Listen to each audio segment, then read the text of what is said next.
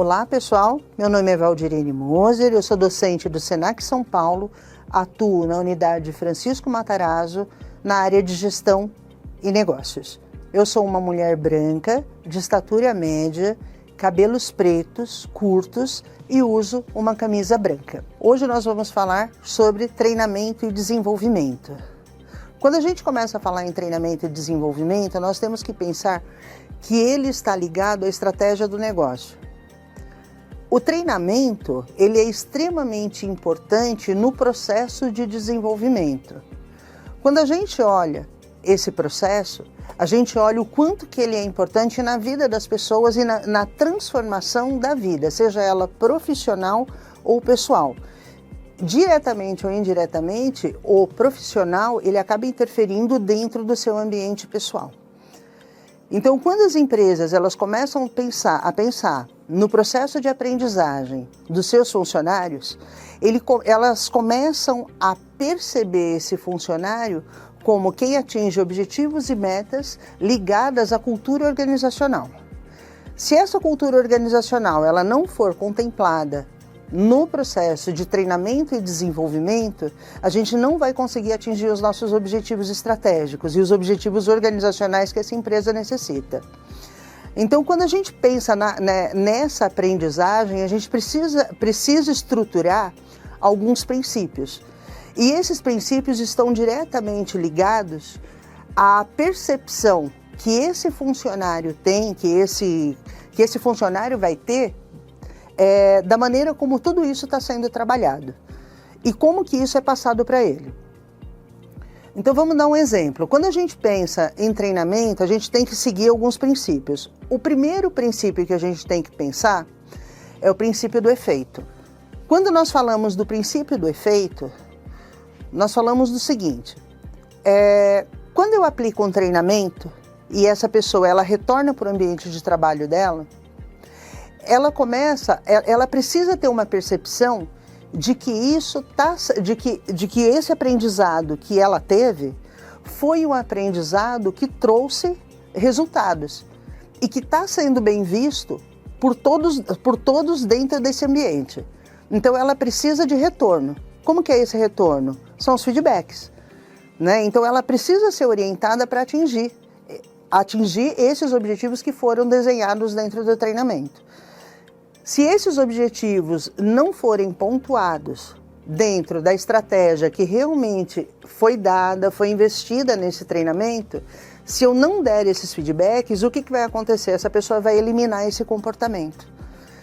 Então, eliminando esse comportamento, o que ela faz? Ela não vai seguir nada daquilo que tinha sido planejado, que tinha sido orientado e planejado lá dentro do processo de levantamento de necessidades de treinamento.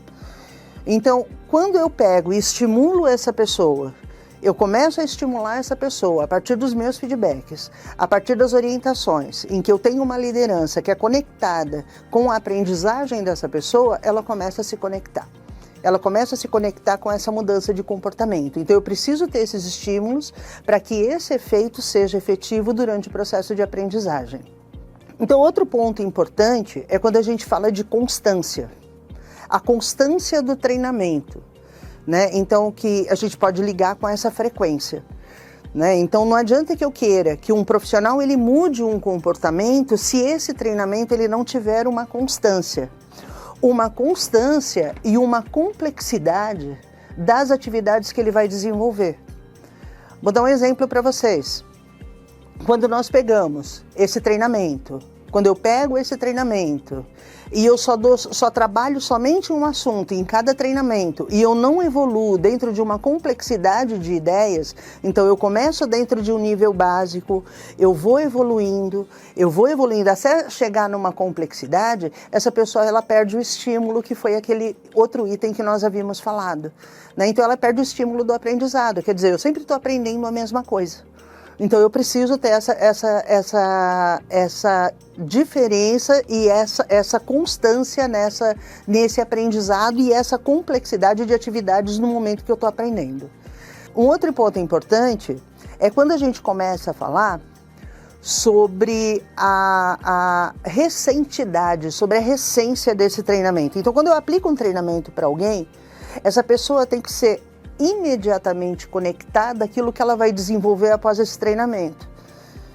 Se ela esperar, dentro do processo de treinamento, se eu tenho um treinamento, eu dei um treinamento hoje, e essa pessoa ela não aplicar esse treinamento num período de pelo menos 6 meses, eu vou ter que treinar de novo, porque o processo de aprendizado dela foi esquecido. Ela vai lembrar uma coisa ou outra, mas ela não vai conseguir entender por completo.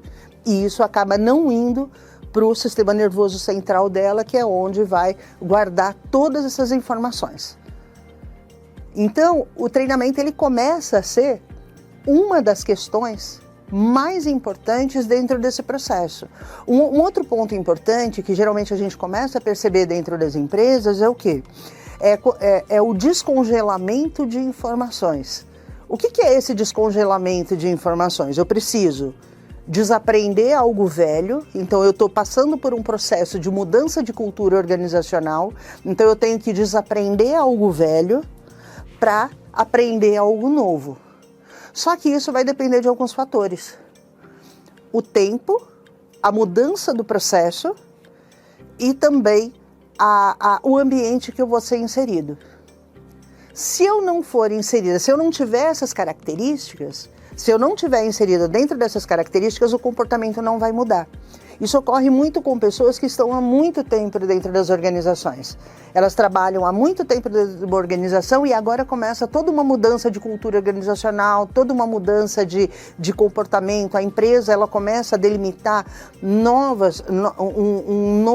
uma nova cultura organizacional, um novo modelo, novas competências organizacionais, e eu preciso atrelar todo mundo a isso. Só que daí a gente também vai linkar. Eu não vou mudar de comportamento se eu não tiver um estímulo, se eu não tiver uma efetividade, se essa pessoa ela também não for reconhecida, porque daí a gente volta lá para o nosso primeiro princípio, que é o estímulo, é o efeito. Ele só vai ter efeito se ele foi estimulado, se esse efeito foi estimulado a cada momento. Bom, pessoal, então vamos falar um pouquinho do autoconhecimento, que dentro do processo de treinamento, se eu não tiver um processo de autoconhecimento bem estruturado, meu comportamento ele não muda, né? Então, eu preciso ter estruturada toda essa ferramenta, todo esse processo, e tem algumas ferramentas que nos ajudam, né? Tem uma ferramenta chamada âncora de carreira, que ela me direciona. Ela começa a me direcionar a partir de alguns questionamentos, né, a partir de algumas respostas, né, que ela vai formar todo um algoritmo, e a partir desse algoritmo eu tenho uma noção de quais são as necessidades que eu tenho. Então a âncora de carreira, ela me facilita a entender aquilo que eu gosto, qual o ambiente que eu estou mais inserida, né? Então, por exemplo, inserido, se eu estou inserido dentro de um ambiente que é um ambiente mais operacional, um ambiente mais estratégico, então ele começa a me desenhar ambientes que seriam mais próximos de mim. E a partir daí ele começa a ter uma percepção, eu começo a ter uma percepção de quais são os caminhos que eu posso seguir, ou qual a carreira que eu posso seguir dentro dessa organização, né? Ou a carreira, quando a gente fala do profissional, de quem está do lado de cá do treinamento, né, dentro da empresa, vai facilitar nós conseguirmos identificar esses perfis profissionais. Um outro caminho interessante, uma outra ferramenta interessante é a ferramenta DISC, né, que ela foi criada pelo William Marston, né? O William Marston ele era um psicólogo, ele trabalhava com um polígrafo, né, que era o teste de detector de mentiras, e ele falou, não, eu tenho que detectar verdades nos comportamentos das pessoas e não mentiras. E a partir daí ele cria o DISC, né? Ele cria um livro, ele escreve um livro a partir de uma pesquisa chamada A Emoção das Pessoas Normais, porque até então só se falava em doença quando se falava em emoção. E daí ele escreve um livro para pessoas normais. Walter Clark vai lá e cria o DISC do jeito que ele é. Ele trabalha com 4 perfis: dominância, influência, estabilidade, conformidade. Ah, mas eu sou dominante, influente, conforme... Você tem os 4 perfis. Todo mundo tem os 4 perfis, só que tem um que se destaca. Tem 2 que geralmente vão se destacar. E ele me dá um desenho daquilo que é o eu natural, né, o eu natural, aquilo que eu sou na minha família, aquilo que eu sou com os meus amigos, com as pessoas com quem eu saio, que eu tenho mais proximidade, e ele me dá um perfil adaptado, que é um perfil da minha, de como eu preciso me adaptar. Então, geralmente, quando você está em casa, você tem um perfil, mas você se adapta quando você está num ambiente organizacional, num ambiente escolar, você vai se adaptar. Num ambiente novo, numa entrevista de emprego, alguma coisa assim, você vai ter que se adaptar. Só que a tua tendência, conforme você vai se adequando àquele perfil, é você se tornar mais natural. É priorizar o seu perfil natural. Então, essa ferramenta, ela ajuda a gente a se observar. E nós, e as empresas, a observarem os seus funcionários. E é legal porque, assim, a gente não pode ver o DISC como uma avaliação de personalidade, como uma avaliação de caráter. Ele não vai avaliar isso. Ele só vai avaliar aquilo que eu observo. Somente comportamentos e emoções que são observáveis. Ele não observa nada mais do que isso. Então tem como você fazer uma leitura completa daquele teu departamento, daquele teu setor e até mesmo montar equipes de acordo com aquele perfil. Então, por exemplo, se eu coloco um perfil dominante, altamente dominante, que é aquela pessoa que quer mandar, que ela parece ser mais agressiva, se eu coloco várias pessoas com esse mesmo perfil dentro de um mesmo departamento, geralmente vai ser um departamento que vai ter mais conflitos. Se eu coloco um perfil, que é um perfil interacional, que é o perfil da pessoa influente, o alto I, ela vai ser um departamento que só vai fazer festa. Então, é nesse processo que a gente precisa montar. E essa modelagem, ela nos ajuda dentro do desenvolvimento de pessoas. Porque, às vezes, uma pessoa ela não tem o desenvolvimento adequado, ela não consegue desenvolver adequadamente determinada função. Por quê? Porque o perfil dela não está alinhado para aquela função. Então, talvez o transferir essa pessoa, ou readequar essa pessoa a novas funções é legal. Então, daí a gente começa a perceber um desempenho muito melhor dessa pessoa nesse processo. Porque senão a gente não vai conseguir.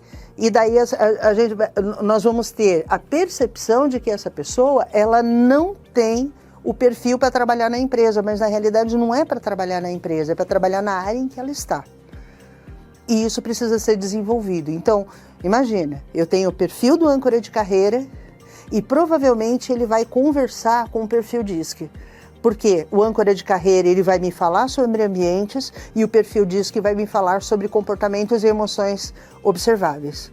Quando eu entrelaço essas duas informações, nós começamos a ter um desenho muito mais assertivo do perfil da pessoa, do perfil desse profissional ou dessa profissional e de que maneira que eu posso desenvolvê-la no decorrer da vida profissional e da minha carreira, readequando ela a novas funções.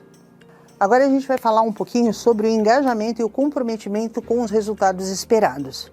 Nós falamos anteriormente sobre a readequação de pessoas de acordo com seus perfis comportamentais. Quando nós fazemos isso, quando nós conseguimos readequar, então imagina uma empresa, vamos imaginar uma empresa como um jogo de xadrez. Então a gente está readequando, a gente começa a readequar pessoas atreladas a essa nova cultura, a essa nova percepção, a esse novo olhar, e a partir daí as pessoas se sentem valorizadas. Porque a gente falou do efeito, a gente falou do estímulo, essa pessoa está sendo estimulada a trazer mais resultados. Quando ela começa a trazer mais resultados para a gente, vai gerar esse engajamento. Quer dizer, esse engajamento, na realidade, ele vai trabalhar com esses resultados que eu preciso alcançar. Então são esses objetivos que a gente começa a falar. Por quê? Porque daí eu começo a trabalhar realmente nessa modelagem dessas pessoas e desses profissionais e a maneira como nós vamos construir tudo isso. Então, a partir daí a gente começa a trazer mais comprometimento com tudo aquilo que eu preciso trazer. E geralmente você vai reduzir o absenteísmo, né? O absenteísmo que está ligado a essas questões das faltas, dos atestados. Então, tudo isso vai contribuir. Todo esse processo vai contribuir para esse crescimento, porque essa pessoa vai estar mais engajada. Então, quando a gente fala na nossa modelagem de comportamento, eu estou modelando a partir daí. Eu modelo a partir do momento que eu conheço a pessoa e essa pessoa se conhece. Eu começo a trabalhar essa modelagem quando eu começo a trabalhar e trazer aquilo que é de melhor para esse profissional. E ele se sente recompensado por isso. Então ele está numa área que ele não consegue performar bem. E daí ele vai para uma área que ele performa muito melhor. Esse nível de satisfação e engajamento dele vai ser muito superior do que era no anterior. Agora a gente começa a falar um pouquinho sobre as políticas internas dentro da organização.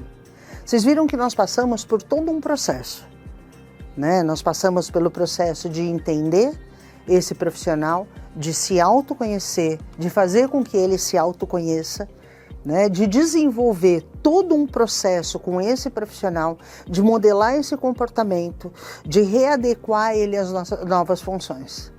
A partir daí, eu começo a desenhar novas políticas dentro da organização. Por quê? Porque agora, Val, por que agora que eu vou falar sobre política?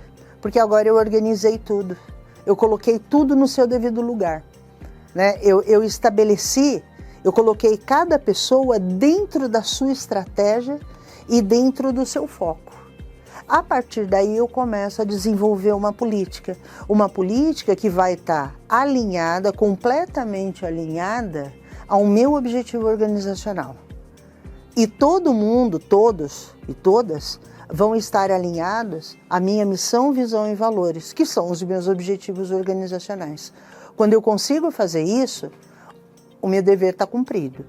E é lógico que a gente precisa entender da seguinte maneira: nós precisamos ter essa flexibilidade, nós precisamos perceber os movimentos internos que a organização vai tendo.